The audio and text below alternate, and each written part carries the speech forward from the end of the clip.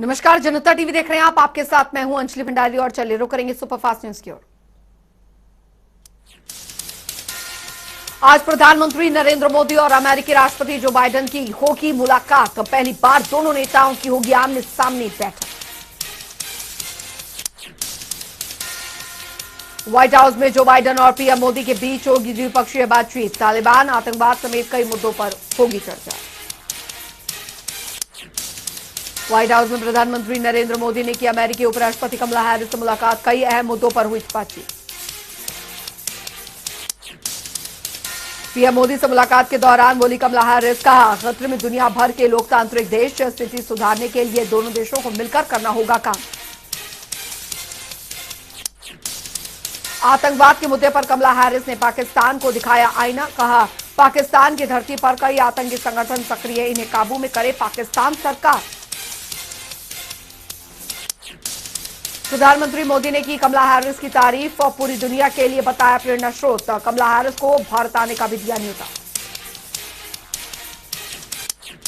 कमला Harris से मुलाकात के बाद पीएम मोदी ने जापान के पीएम से की मुलाकात। कई मुद्दों पर हुई चर्चा। डिजिटल अर्थव्यवस्था बनाने के लिए 5G टेक्नोलॉजी पर हुआ मंथन। अमेरिकी दौरे के पहले दिन पीएम मोदी ने ऑस्ट्रेलियाई प्रधानमंत्री स्कॉट मॉरिसन से की मुलाकात। दोनों देशों के बीच हुई द्विपक्षीय वार्ता। कोरोना, व्यापार समेत कई मुद्दों पर हुई चर्चा। दिल्ली दौरे पर पंजाब के नए मुख्यमंत्री चरणजीत सिंह चन्नी कांग्रेस आलाकमान से करेंगे मुलाकात। कैबिनेट विस्तार को लेकर चर्चा की उम्मीद थी। पंजाब के नए सीएम ने अमरिंदर के करीबी अफसरों पर चलाया चाबुक। का चीफ सेक्रेटरी विनय महाजन को हटाया। अनिरुद्ध तिवारी होंगे नए मुख्य सचिव।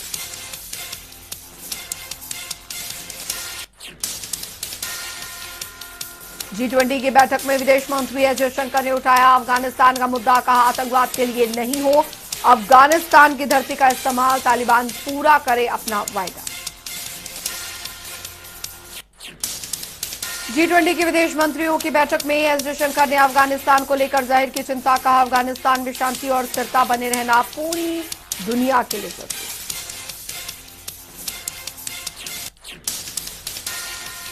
आतंकवाद के खिलाफ जयशंकर ने दुनिया के सभी मुल्कों से की एकजुट होने की अपील। अफगानिस्तान में मानवीय स्थिति पर भी चर्चा।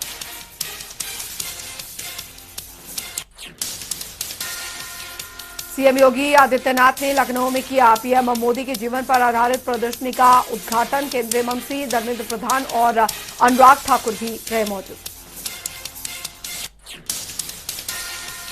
उधर यूपी के चुनाव प्रभारी धर्मेंद्र प्रधान ने पीएम मोदी को बताया महान नेता। का पिछले 20 सालों से पहले गुजरात के और अब देश के बने हुए हैं प्रमुख नेता।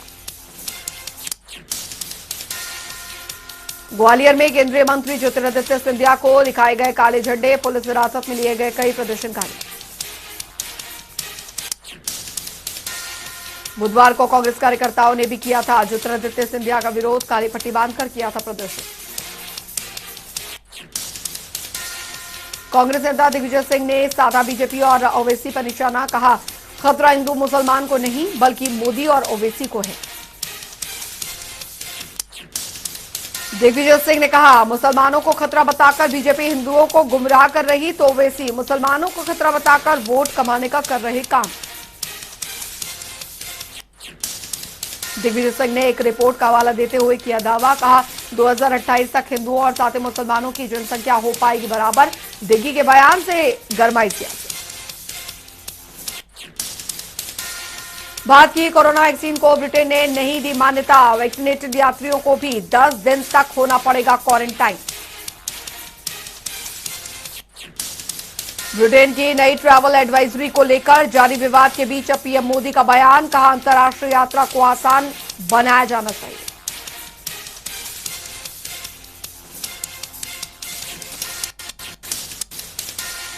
विश्व में जारी है कोरोना का कहर। अब तक 23 करोड़ 13 लाख से ज्यादा केस आए सामने। 20 करोड़ 80 लाख से भी ज्यादा मरीज रिकवर। मौत का आंकड़ा 43 लाख के पार।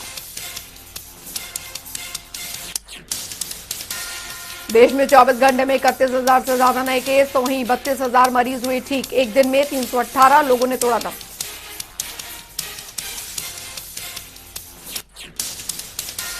भारत में कुल कोरोना केसेस 3 करोड़ 35 लाख से भी ज्यादा। अब तक करीब 3 करोड़ 28 लाख से ज्यादा मरीज ठीक। कुल मौतों का आंकड़ा पहुंचा 4,46,000 के पार। दिल्ली में कोरोना के 48 नए मामले आए सामने। 26 मरीज रिकवर। एक्टिव केसों की संख्या पहुंची 400 के पार।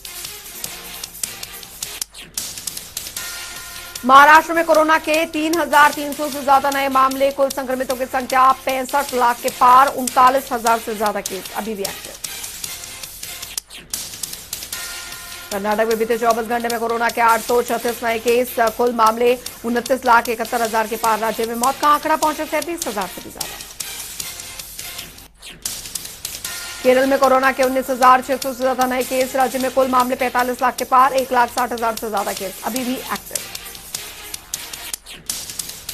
तमिलनाडु में सामने आए करीब 1,700 से ज्यादा नए कोरोना केसेस। कुल मामले 26,52,000 के पार। एक्टिव केसों की संख्या 17,000 से ज्यादा। राज्य में मौत का आंकड़ा पहुंचा 35,000 के पार। आंध्र प्रदेश में 1,000 से ज्यादा नए कोरोना केसेस। कुल मामले 20,43,000 के पार। 20 लाख से ज्यादा मरीज रिकवर। एक्टिव केसों की संख्या पहुंची 13,000 के पार। उत्तर प्रदेश में कोरोना के 11 नए मामले। कुल संक्रमण का आंकड़ा 17,09,000 के पार। एक्टिव केसों की संख्या पहुंची 150 से भी ज्यादा। तो वहीं मौत का आंकड़ा 22,000 के पार। पश्चिम बंगाल में आए कोरोना के 746 नए केस। कुल मामले 15,64,000 के पार। 15,37,000 से भी ज्यादा मरीज ठीक। मौत का आंकड़ा 18,000 के पार। बिहार में बीते 24 घंटे के भीतर कोरोना के 4 नए मामले। 7 मरीज हुए ठीक। 55 केस सभी भी बने हुए एक्टिव। राजस्थान में कोरोना संक्रमितों की कुल संख्या 9,54,000 के पार। 9 लाख का 45,000 मरीज अब तक ठीक। मौत का कुल आंकड़ा 8,950 के पार।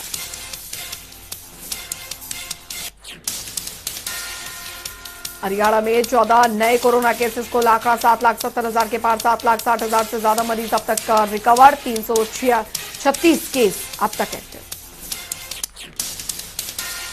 हिमाचल में पिछले 24 घंटे में 161 नए मामले दर्ज। कुल संक्रमितों की संख्या 2,17,000 के पार। मौत का आंकड़ा पहुंचा 3,600 से ज्यादा। 1,700 केस अभी भी एक्टिव।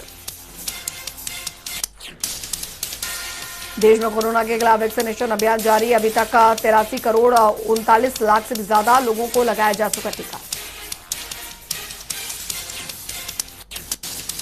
पश्चिमी उत्तर प्रदेश से प्रियंका गांधी फूकेगी चुनावी बिगुल। मेरठ में 29 सितंबर को होगी बड़ी जनसभा। कांग्रेस भी अयोध्या से करेगी चुनावी अभियान की शुरुआत। 7 अक्टूबर को निकालेगी प्रतिज्ञा यात्रा। दोनों चरणों में निकाली जाएगी यात्रा।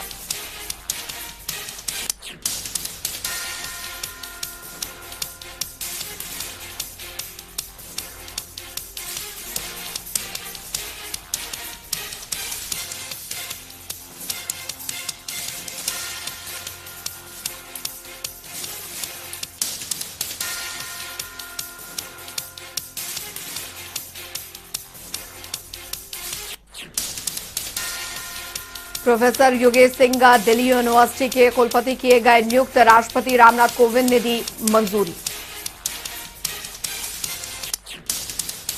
नीलिमा गुप्ता बनी सागर यूनिवर्सिटी की नई कुलपति। 1985 में रोहिलखंड यूनिवर्सिटी से लेक्चरर के रूप में की थी करियर की शुरुआत। दिल्ली के पूर्व कमिश्नर युद्धवीर सिंह डडवाल का निधन। काफी समय से चल रहे थे बीमार। 2007 में कॉमनवेल्थ खेलों के दौरान संभाली थी राजधानी की सुरक्षा। 1974 बैच के आईपीएस अफसर थे युद्धवीर सिंह डडवाल। 1993 से 1995 के बीच केंद्र शासित प्रदेश चंडीगढ़ के आईजीपी भी रहे डडवाल। असम के दरांग में अतिक्रमण हटाने गए पुलिस पर स्थानीय लोगों ने किया हमला। गोलीबारी में 2 प्रदर्शनकारियों की मौत। असम में प्रदर्शनकारियों के शव के साथ बर्बरता। मामले में आरोपी कैमरामैन को किया गया गिरफ्तार। सरकार ने की न्यायिक जांच की घोषणा। जम्मू कश्मीर में शोपिया के कुशवा में एनकाउंटर। सुरक्षा बलों ने एक आतंकवादी को किया ढेर। अन्याय आपको बता दें कि अनायत अशरफ डार के रूप में हुई पहचान, पिस्टल और गोलियां भी बरामद। जम्मू कश्मीर पुलिस के मुताबिक आतंकी को सरेंडर करने का दिया गया था मौका, लेकिन उसने इससे किया इनकार। मारा गया आतंकी अशरफ डार कई मामलों में था वांटेड। मुठभेड़ से पहले आतंकी ने एक आम नागरिक पर गोली चलाकर किया था घायल। जम्मू कश्मीर के राजौरी जिले की बेटी ने किया नाम रोशन, वायुसेना में बनी फ्लाइंग अफसर। इलाके में जश्न का माहौल।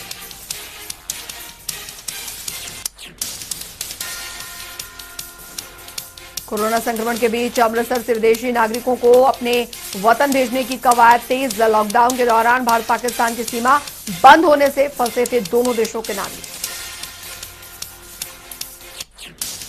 पंजाब के अटारीवाग बॉर्डर पर करीब 100 पाकिस्तानी नागरिकों को नहीं मिली वतन वापसी की अनुमति। कोरोना की रिपोर्ट एक्सपायर होने के चलते नहीं लौट पाए अपने देश।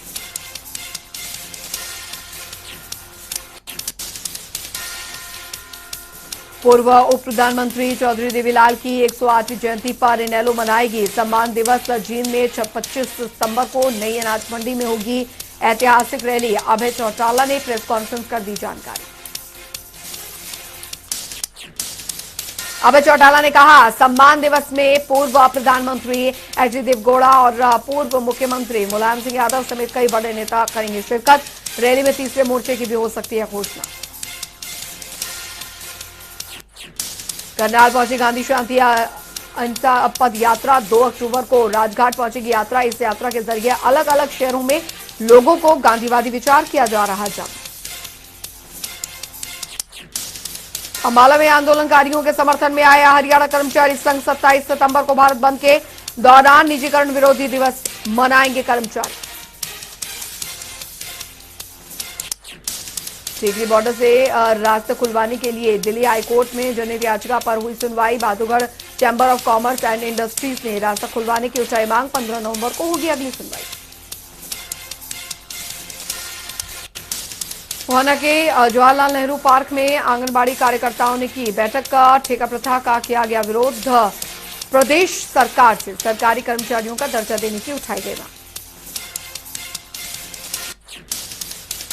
सोनीपत के गोहाना में सर्व कर्मचारी संघ की जिला स्तरीय बैठक। आंदोलनकारियों को समर्थन देने पर हुआ फैसला। 27 सितंबर को भारत बंद के दौरान कर्मचारी मनाएंगे निजीकरण विरोधी दिवस।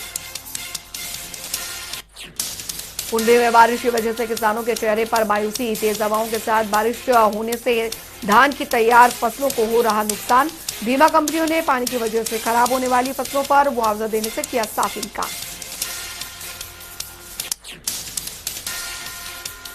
नूह में बारिश और जलभराव से बढ़ रही बीमारियां। 2015 के बाद जिले में डेंगू के मरीजों ने तोड़ा रिकॉर्ड। अब तक डेंगू के आए 25 नए मामले। 4 मलेरिया के केस भी मिले। डेंगू के बढ़ते मामलों को देखते हुए अब स्वास्थ्य विभाग हुआ अलर्ट। 75 लोगों की टीम घर घर जाकर कर रही जांच। लोगों को मच्छरों के बचाव के प्रति किया जा रहा जागरूक। जिला मलेरिया अधिकारी के लोगों से अपील। कहा, जांच के लिए गांव में जा रही स्वास्थ्य विभाग की टीम का करे सहयोग।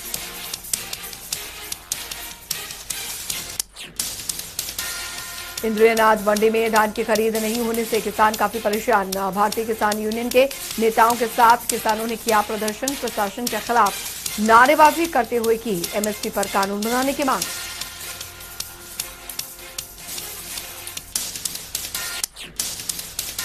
गुरुग्राम में निगम कमिश्नर ऑफिस के बाहर सफाई कर्मचारियों का प्रदर्शन। ठेकेदार पर 4 महीने से वेतन नहीं देने का लगाया गया आरोप। गुरुग्राम में कोरोना को लेकर स्वास्थ्य विभाग पूरी तरीके से अलर्ट। त्योहारों से पहले टीकाकरण को पूरा करने का बनाया लक्ष्य। मंदिर, मस्जिद, चर्च, पोस्ट ऑफिस और साथ ही बैंक में भी लगेंगे कोरोना रोधी टीके। अंबाला शहर के पंचायत भवन में एक अस्पताल और सामाजिक संगठन ने किया निःशुल्क मेगा कैंप का आयोजन। लोगों के मुफ्त में बनाए गए आयुष्मान और साथ ही ई श्रम कार्ड भारी संख्या में लोगों ने पहुंचकर उठाया फायदा। करनाल में लॉयंस क्लब ने इंस्टॉलेशन सेरेमनी का किया आयोजन। सामाजिक कार्यों में हमेशा अग्रसर रहने के लिए डीसी निशांत यादव और साथ ही साथ एसपी गंगाराम पुनिया को करनाल रत्न अवार्ड से किया सम्मान। अंबाला में 2 दिवसीय वर्चुअल डाक टिकट प्रदर्शनी का आयोजन। हरियाणा सर्कल की चीफ पोस्टमास्टर जनरल रंजू ने किया उद्घाटन। 75 साल में भारत की साइंस और अन्य क्षेत्रों में हुई उन्नति को किया गया प्रदर्शन। मेरठ से मौलाना कलीम सिद्दीकी की गिरफ्तारी के बाद अब नए खुलासे। फरीदाबाद से जुड़े आरोपी मौलाना के तार जबरन धर्मांतरण के आरोप में सेक्टर 17 से 5 साथियों पर मामला दर्ज। पीड़ित शख्स के मुताबिक दरअसल 2011 में कुछ मुस्लिम युवकों ने धर्मांतरण के लिए पूरे परिवार का किया था ब्रेन वॉश। आरोपियों ने पीड़ित को दिल्ली में मौलाना कलीम सिद्दीकी से मुलाकात के बाद कराया था धर्मांतरण। फतेहाबाद के गोरखपुर गांव में टूटी सिद्धमुख नहर। आसपास की सैकड़ों एकड़ जमीन जलमग्न। खेतों में 3 से 4 फुट तक भरा पानी। खेतों में जलभराव से धान और कपास की फसलों को हुआ काफी नुकसान। सूचना के बावजूद भी नहीं पहुंचे प्रशासनिक अधिकारी और ग्रामीणों ने खुद नहर की भरने का किया प्रयास।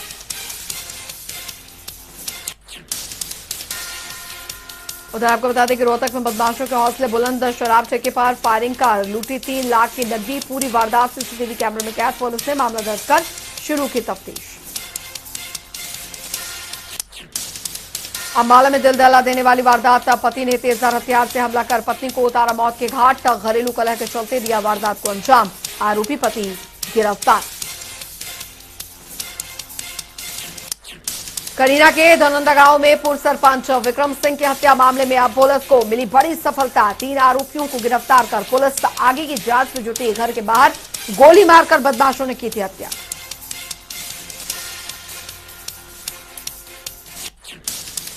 करनाल के कर्ण विहार में पुलिस और स्वास्थ्य विभाग ने मेडिकल हॉल पर फिर से की छापेमारी। 1 महीने पहले छापेमारी में संदिग्ध सामान हुआ था बरामद। एक आरोपी की भी हुई थी गिरफ्तारी।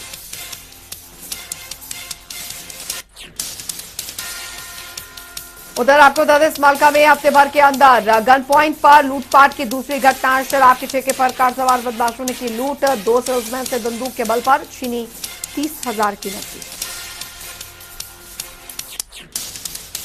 नशा तस्करी के लिए इस्तेमाल की जा रही पंजाब रोडवेज की एक बस को नारनौल पुलिस ने रोका। चेकिंग में सीएम फ्लाइंग और साथी ड्यूटी मजिस्ट्रेट को ड्राइवर सीट से बरामद हुआ करीब 2 किलो नशीला पदार्थ। सवालों के घेरे में पंजाब रोडवेज आखिर कैसे बस में की जा रही नशीले पदार्थों की तस्करी। बस कंडक्टर को गिरफ्तार कर जांच में जुटी पुलिस। उधर गन्नौर के बाएं रोड पर एक निजी स्कूल में बड़ा हादसा। 3री क्लास के बच्चों पर गिरी क्लासरूम की कच्ची दीवार। छत गिरने से कई बच्चे और एक टीचर घायल। सभी घायलों को अस्पताल में करवाया गया भर्ती। सभी की हालत खतरे से बाहर। पलवल में एक युवक की हत्या मामले का हुआ खुलासा। पैसों के लेन देन को लेकर सगे भाइयों ने की थी अपने भाई की हत्या। पुलिस ने 2 भाइयों को किया गिरफ्तार। वारदात में इस्तेमाल कार भी किया बरामद।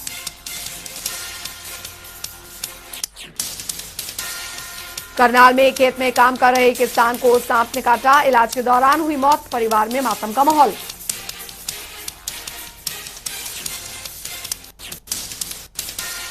डोडराक्वार पहुंचे हिमाचल के सीएम जयराम ठाकुर का ऐलान। अति दुर्गम क्षेत्र तक पहुंचाएंगे सड़क सुविधा। केंद्र से मांगेंगे मदद और जरूरत पड़ी तो फिर हिमाचल सरकार भी देगी पैसा। भारतीय विमानपत्तन प्राधिकरण की सलाहकार समिति की बैठक। सांसद सुरेश कश्यप की अध्यक्षता में शिमला एयरपोर्ट पर चर्चा। कश्यप का बयान 300 मीटर बढ़ेगा एयरपोर्ट का रनवे। जल्द हवाई सेवा शुरू करेगी एयर इंडिया। हिमाचल में झमाझम बरस रहे मेघ। शिमला में मौसम सुहावना तो अर्की और साथ ही सिरमौर में बारिश से नुकसान। सभी इलाकों में हो रही बारिश। हिमाचल में इस महीने के अंत तक होगी मानसून की रवानगी। 30 सितंबर तक रहेगा मानसून। इस बार पूरे सीजन में 15% कम बरसे बादल।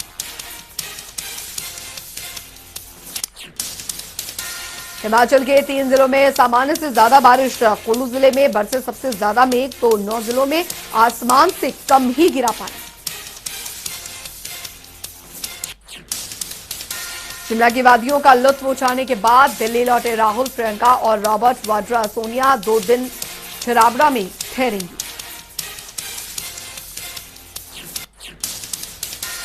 सीएम जयराम ठाकुर के आदेश के बाद स्कूल खोलने के लिए माइक्रो प्लान तैयार। 2 शिफ्ट में चलेगी ज्यादा बच्चों वाली क्लासेस। बच्चे और टीचर्स पॉजिटिव आए तो फिर 7 दिन बंद रहेगा स्कूल। सोलन के बडौग टनल के पास पटरी से उतरी रेलकार। ट्रेन में 9 लोग थे सवार, किसी को नहीं आई कोई चोट। शिमला के लिए सभी ट्रेनों की आवाजाही पर रोक। हमीरपुर के पूर्व राष्ट्रीय अध्यक्ष अनीता वर्मा ने साधा सरकार पर निशाना। अनीता वर्मा ने कोविड महामारी में लापरवाही बरतने का लगाया आरोप। नूरपुर कांग्रेस कमेटी महासचिव संदेश जटवाल ने की प्रेस कॉन्फ्रेंस। महामंत्री रणवीर सिंह निक्का और राजीपुर विधायक अजय महाजन के लगाए आरोपों पर किया पलटवार। राजगढ़ में सामाजिक न्याय और साथ ही अधिकारिता विभाग ने ग्राम पंचायत कोटिया जाजर में किया जागरूकता शिविर का आयोजन। आयुर्वेदिक चिकित्सा अधिकारी डॉक्टर प्रवीण शर्मा ने आयुर्वेद पोषण की दी जानकारी। नूरपुर के एनआरएलएम में सीआरपी महिलाओं को काम न देने पर महिला ग्राम विकास संयोजक पर लगे आरोप। मंत्री का नाम लेकर सीआरपी को दी जा रही है धमकी।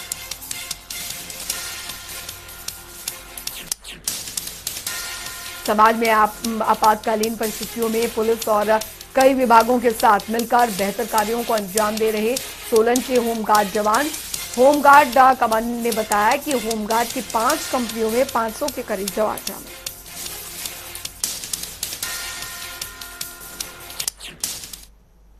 सुपरफास्ट न्यूज में अभी के लिए फिलहाल इतना ही। बने रहिए जनता टीवी के साथ। नमस्कार।